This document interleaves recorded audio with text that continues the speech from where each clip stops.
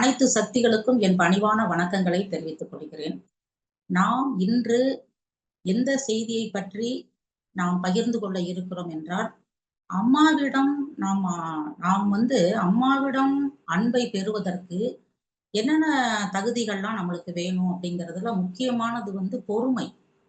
இந்த பொறுமைய பற்றி அம்மாவே சொன்னதாக ஒரு தகவல் உண்டு சக்திகளே. அதை உங்களுடன் இன்று பகிர்ந்து கொள்ள விரும்புகிறேன். அதாவது நம்ம புலவர் சுந்தரேசன் ஐயா எங்களிடம் பிரச்சார குழுவில் பகிர்ந்து கொண்டதைத்தான் இப்பொழுது உங்களிடம் பகிர்ந்து கொள்ள இருக்கிறேன். அதாவது நம்ம வேண்டுதல் நிறைய வைக்கிறோம் அம்மா கிட்ட. அப்ப ஒரு சில வேண்டுதல்களை உடனே அம்மா நிறைவேற்றி தர்றாங்க. ஒரு சில வேண்டுதல்கள் கொஞ்சம் தாமதமாகிறது. அதற்கு என்ன காரணம் என்று நாம் சொல்லிக் கொண்டிருக்கிறோம். நம் ஊழ்வினை தான் காரணம். அந்த ஊழ்வினை தீர்ந்த பிறகு அம்மா அதை நம்மளுக்கு நிறைவேற்றி கொடுப்பார்கள் என்று. ஆனால் நமக்கு அதற்குள் அம்மாவிடம் ஆதங்கம், கோபம், வருத்தம் எல்லாம் வருது.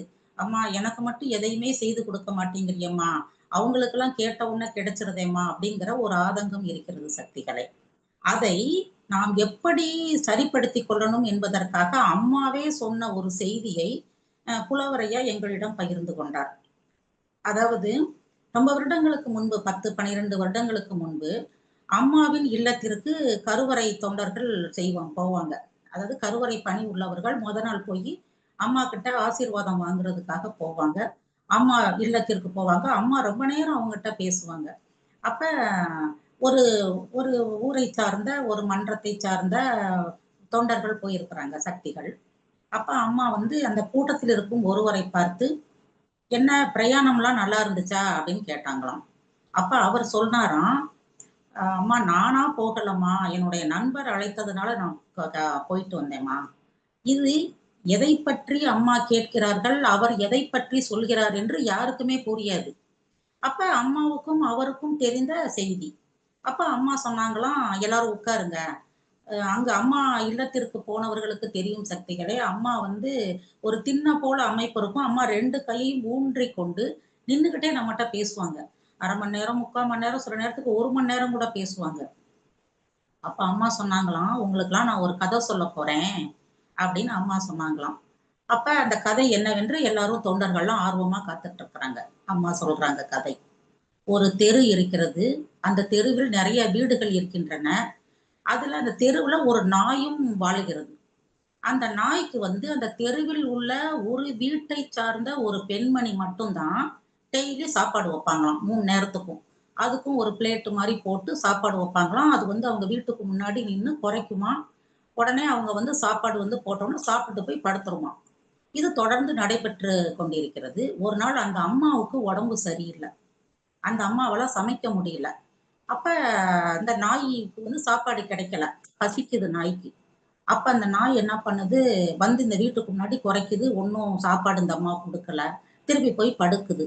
பசி தாங்க முடியல. சரி மற்ற வீடுகள்ல போய் குறைப்போம்ன்னு சொல்லிட்டு குலைக்குது. அப்ப அந்த மற்ற வீடுகளில் இருக்கிற பெண்கள்லாம் என்ன சொல்றாங்கன்னா, இந்த நாய்க்கு அந்த அம்மா தானே சாப்பாடு போடும். இன்னைக்கு என்ன நம்ம வீட்டுல குறைச்சிக்கிட்டு இருக்குன்னு சொல்லிட்டு விரட்டி விட்டுறாங்க.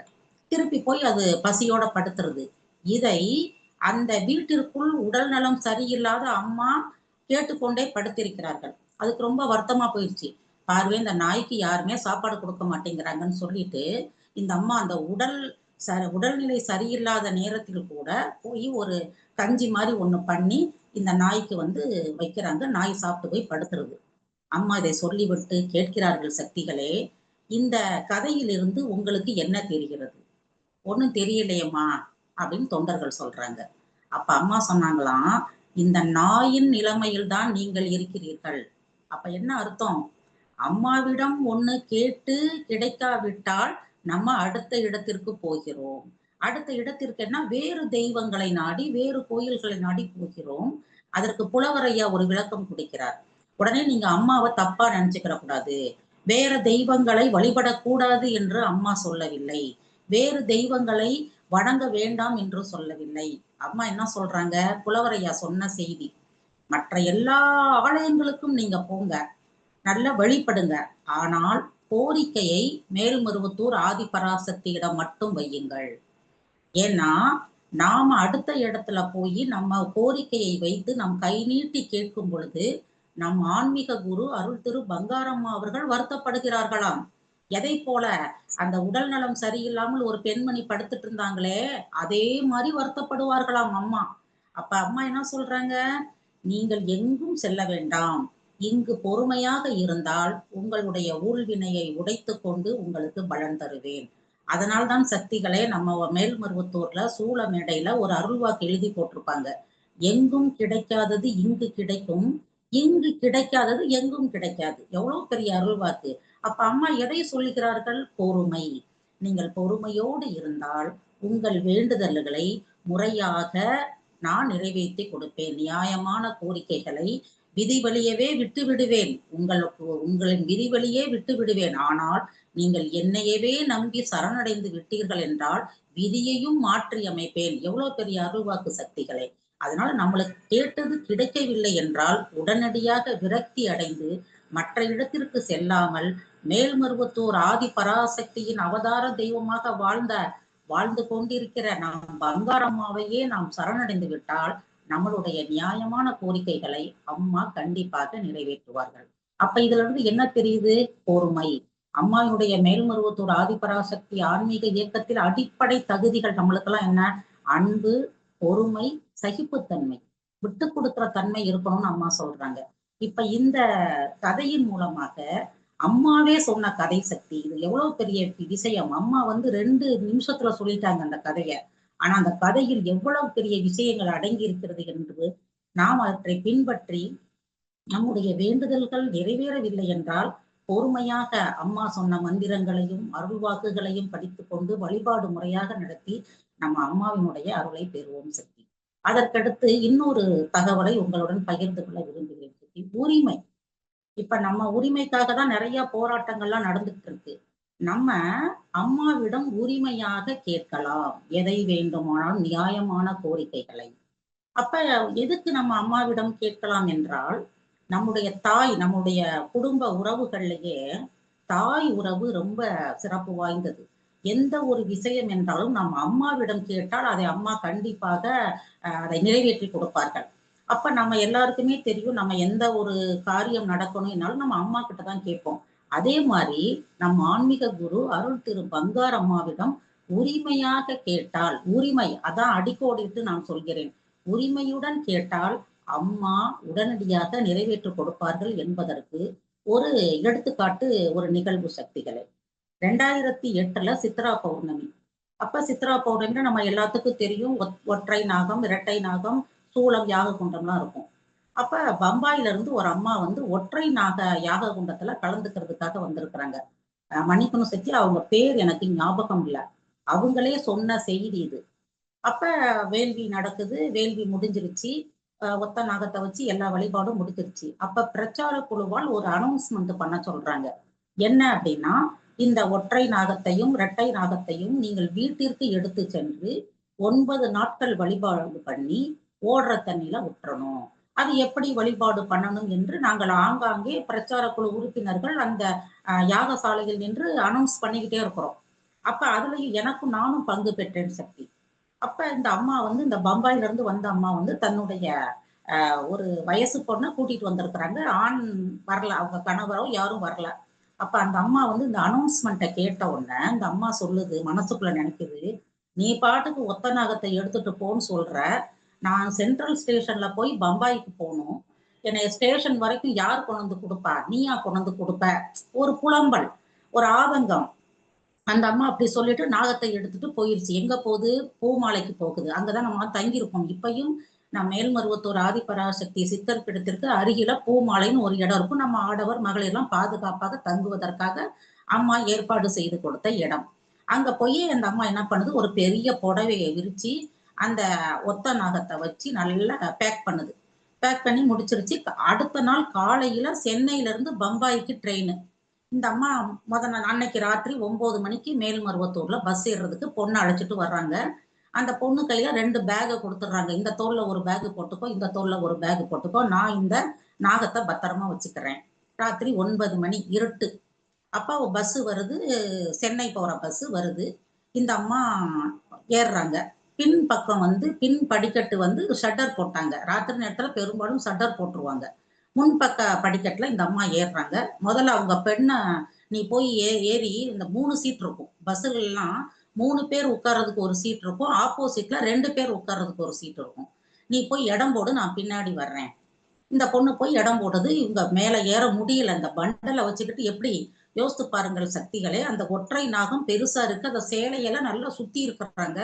அத தூக்கிட்டு அந்த அம்மாவால படிக்கட்டு ஏற முடியல.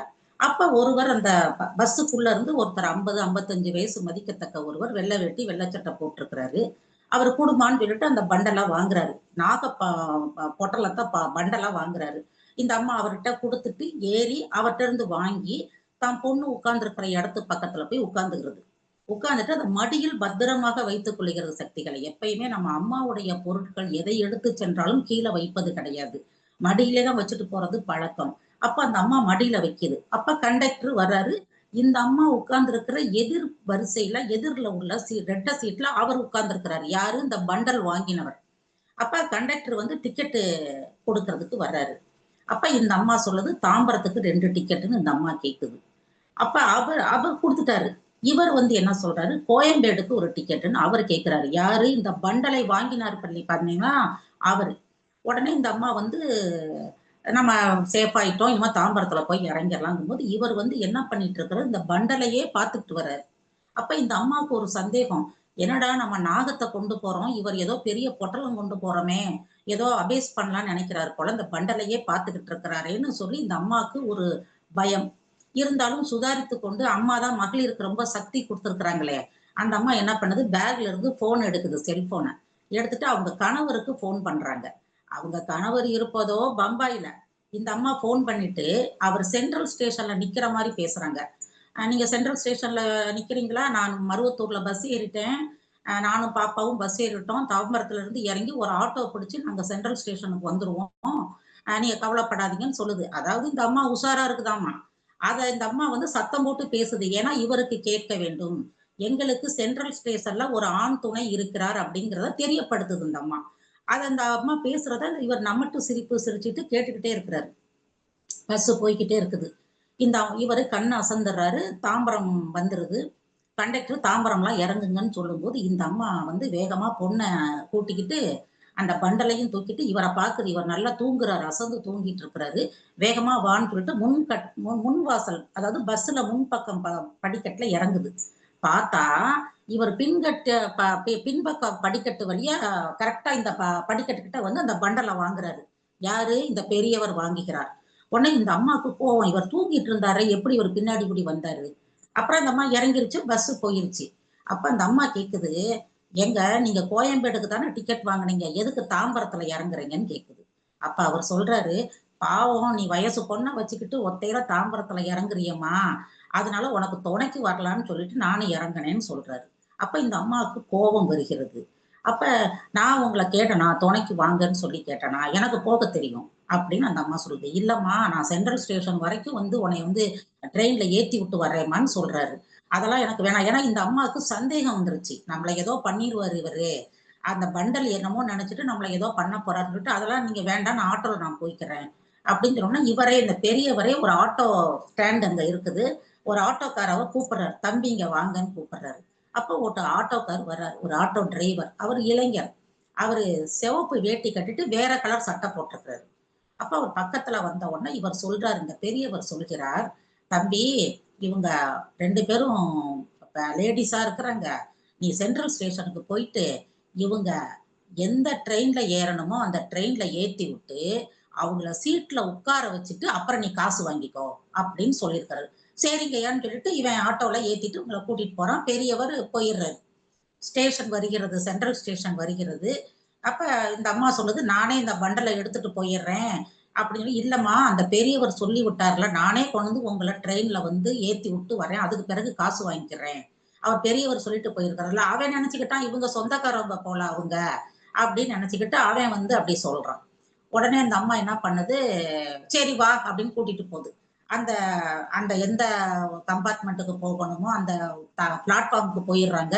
எந்த கோச்ல போணுமோ அத பார்த்து அந்த அம்மா ஏறுது. அவரும் அந்த ஆட்டோ டிரைவரும் ஏறி அந்த அம்மா உட்கார்ந்த பிறகு அந்த நம்ம ஒற்றை நாகம் பண்டல வந்து அந்த அம்மா கிட்ட குடுத்துட்டு காச வாங்கிட்டு போயிர்றாரு. ட்ரெயின் மூவ் ஆகுது. இது அடுத்த நாள் காலையில நடக்குது. அப்ப இந்த அம்மாவுக்கு ட்ரெயின் மூவ் ஆகும்போது தான், இந்த பெரியவர் யாரு? ஏன் நம்மட்ட வந்து இப்படி நான் ஹெல்ப் பண்றேன்னு சொன்னாரு. அவர ரொம்ப நம்ம திட்டிப்புட்டோமே! அப்படின்னு வருத்தப்படுறாங்க அந்த அம்மா. அப்ப அவங்களுக்கு ஒரு நினைவு வருகிறது. நெறைய பேர் கோயில்ல சொல்லியிருக்கிறாங்க. அம்மா வந்து பங்காரம்மா வந்து வேற உருவம் எடுத்து வந்து உதவி செய்வாங்க பக்தர்கள், தொண்டர்களுக்கெல்லாம். அப்போ ஒருவேளை அம்மா வந்திருப்பாங்களோ! அப்படின்னு நெனைக்குது. ஆனா அதுக்கு உறுதிப்படுத்தல. அது பம்பாய்க்கு போயிருச்சு. நாகத்தை வழிபாடு பண்ணி கடல்ல உட்டுருச்சு. எல்லாம் முடிஞ்சிருச்சு. ஒரு 5, 6 மாதங்கள் கழித்து, மருவத்தூருக்கு அந்த அம்மா வர்றாங்க. பாத பூஜைக்கு வர்றாங்க. அப்ப உள்ள நுழைஞ்ச உடனே அம்மாட்ட, "அம்மா, நீதாம்மா என் குடும்பத்தெல்லாம் காப்பாத்தணும். உன்னுடைய ஆசியும், அருளும் வேணும்மா" அப்படின்னு சொல்லும்போது, அப்பல்லாம் அம்மா நெறைய நேரம் நம்ம தொண்டர்கள்ட்ட பேசுவாங்க சக்திகளே. அப்ப அம்மா சொன்னாங்களாம், "ஆமா, நேர்ல வந்தா நீ தான் காப்பாத்தணுங்கிற, பக்கத்துல வந்தா என்னைய திட்டுறியே" அப்படின்னு சொன்னாங்களாம். "என்னம்மா சொல்றீங்க? நீங்க எப்பம்மா என் பக்கத்துல வந்தீங்க? நான் எப்பம்மா உங்கள திட்டுனேன்?" "அதான் வந்தனே, ட்ரெயின் ஏத்தி விட நீ தான் புலம்புனியே, நீயா வந்து ட்ரெயின் ஏத்தி விடுவேன்னு சொன்னியே, அந்த நாகத்த எடுத்துட்டு போறதுக்கு. அப்ப நான் தான் வந்தேன். நீ தான் என்னைய விரட்டி விட்டுப்புட்டியே, என்னைய திட்டிக்கிட்டே வந்தியேன்னு" அம்மா சொன்னாங்களாம். "அம்மா அது நீயும் தெரியாதேம்மா எனக்கு. சரி தெரியுதோ தெரியலையோ இப்ப புரிஞ்சுக்கோ" அப்படின்னு சொல்லிட்டு அம்மா சிரிச்சுட்டே போ போ அப்படின்ட்டாங்களாம். அம்மா சந்தோஷத்தோட ஆனா அந்த அம்மாவுக்கு ஒரு வருத்தம். அம்மா நம்மளோட வந்து அம்மாவை நம்ம திட்டிப்புட்டோமே அப்படின்னு சொல்லிட்டு வருத்தப்படும்போது, அம்மா ஆறுதல் சொல்லி அதெல்லாம் ஒண்ணும் வருத்தப்படாத. நீ இப்படிதான் இருக்கணும் அப்படின்னு சொல்லி அனுப்பிட்டாங்க.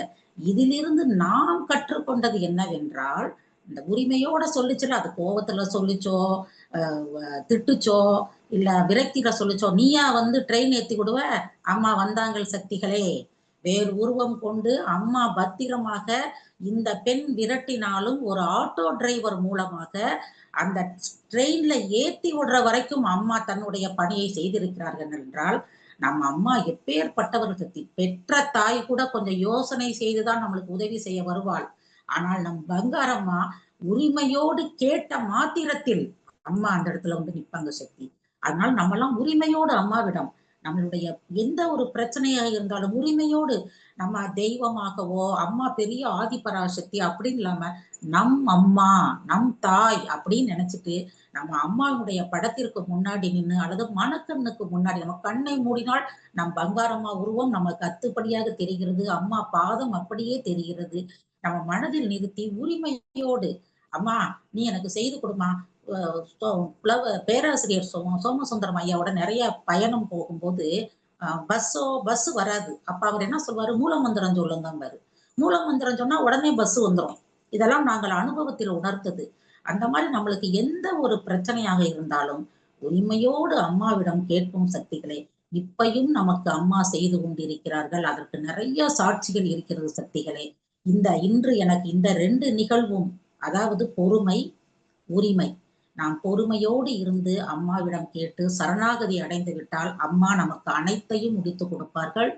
நாம் உரிமையோடு கேட்டால் இன்னும் விரைவாக வருவார்கள் என்பதற்கு, இந்த 2 நிகழ்வுகளும் நம்மளுக்கு ரொம்ப ஒரு முன் உதாரணமாக இருந்து, நம்மளுக்கு அடுத்தபடியாக அம்மாவிடம் நாம் கேட்பதற்கு உதவியாக இருக்கும் என்று நம்புகிறேன் சக்திகளே. இந்த வாய்ப்பளித்த அனைத்து நல்லுள்ளங்களுக்கும் நன்றி கூறி, ஆன்மீக குருவுக்கும் நன்றி சொல்லி விடைபெறுகிறேன். நன்றி, வணக்கம். ஓம் சக்தி.